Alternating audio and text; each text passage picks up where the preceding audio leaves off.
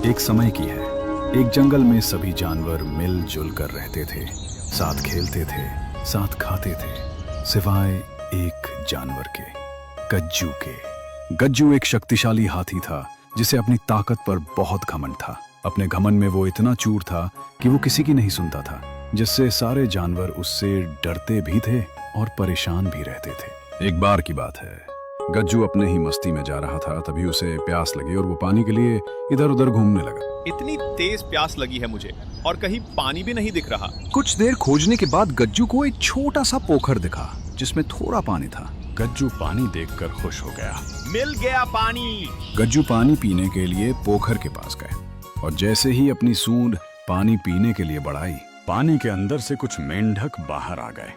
रुक जाओ गज्जू भैया, इस पोखर में ज्यादा पानी नहीं है। अगर तुम इसे भी पी जाओगे तो हम कहाँ रहेंगे? हमें बेघर मत करो। मेंढक की बात सुनकर गज्जू को गुस्सा आ गया। तुम्हारी हिम्मत कैसे हुई मुझे रोकने की? मैं इस जंगल का सबसे शक्तिशाली जानवर हूँ और तुम छोटे मोटे मेंढक, और तुम मुझे यहाँ से जाने को कह रहे हो। मैं तो यही पानी पीऊंगा। तुम्हें जहाँ जाना है जाओ, मुझे उससे कोई मतलब नहीं। पर गज्जू भैया, हमारा क्या होगा? कृपया ऐसा मत करो।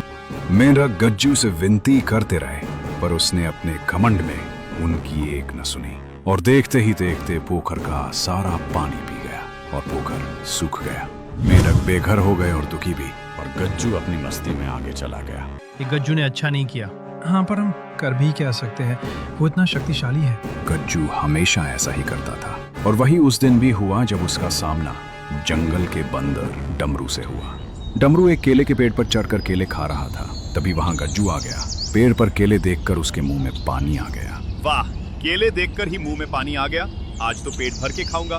गज्जू तुरंत केले के पेड़ के पास पहुंच गया, पर वहां डमरू को केले खाते देख वो गुस्सा हो गया। डमरू, ये केले मैं खाऊंगा, इस पर सिर्फ मेरा हक है। चले जाओ यहाँ से। ये क्या बात हुई भाई? मैं पहले से यहाँ केले खा रहा हूँ। जंगल में और भी केले के पेड़ हैं, वहाँ जाके खा लो। मुझे भी भूख लगी है। जंगल के फलों पर सबका अधिकार है। क्या कहा? सबका अधिकार? इस जंगल में जो भी है उस पर सबसे पहले अधिकार मेरा है, क्योंकि मैं इस जंगल का सबसे बलवान जानवर हूँ। अगर हिम्मत है तो मुझसे लड़कर जीत जाओ और भगा दो मुझे यहाँ से, या फिर खुद भाग जाओ। आज तो मैं यहाँ से जा रहा हूँ गज्जू, पर देखना एक ना एक दिन तुम्हें तुम्हारे कर्मों का फल जरूर मिलेगा। जब मिलेगा तब देख लूंगा, अभी तो मुझे ये फल खाना है। बेचारा डमरू वहां से चुपचाप भूखे पेट चला गया, पर गज्जू को हमेशा की तरह इससे कोई फर्क नहीं पड़ा। इसी तरह समय बीतता गया। गज्जू का दिन ब दिन जंगल के जानवरों को परेशान करना बढ़ता ही गया।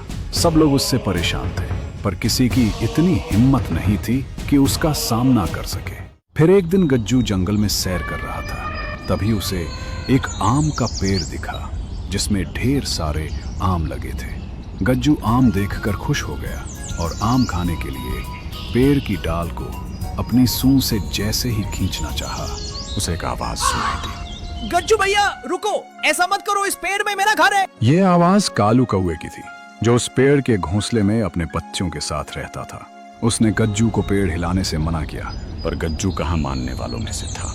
मैं क्यों रुकूं भला? ये आम खाने से मुझे कोई नहीं रोक सकता। गज्जू ने बिना कुछ सोचे समझे पेड़ की डाल को इतनी जोर से खींचा कि पूरा पेड़ हिल गया, जिससे घोंसले में बैठे कालू कौवे के बच्चे पेड़ से नीचे गिरकर घायल हो गए। अपने बच्चों को घायल देखकर कालू कौवे को गज्जू पर बहुत गुस्सा आया। मैं तुम्हारी शिकायत शेर सिंह से करूंगा। क्या कहा? शेर सिंह? अच्छा मजाक था। अरे शेर सिंह भी मुझसे डरता है, वो तुम्हारी क्या मदद करेगा? कालू का मजाक उड़ाकर घमंडी गज्जू वहां से चला गया। भाइयों, इस गज्जू का कुछ करना होगा। उसकी दबंगई दिन ब दिन बढ़ती जा रही है। आखिर कब तक हम ये अत्याचार सहते रहेंगे? अब हम कर भी क्या सकते हैं? हाँ, वो इतना शक्तिशाली है कि हमारा उसके सामने क्या मुकाबला।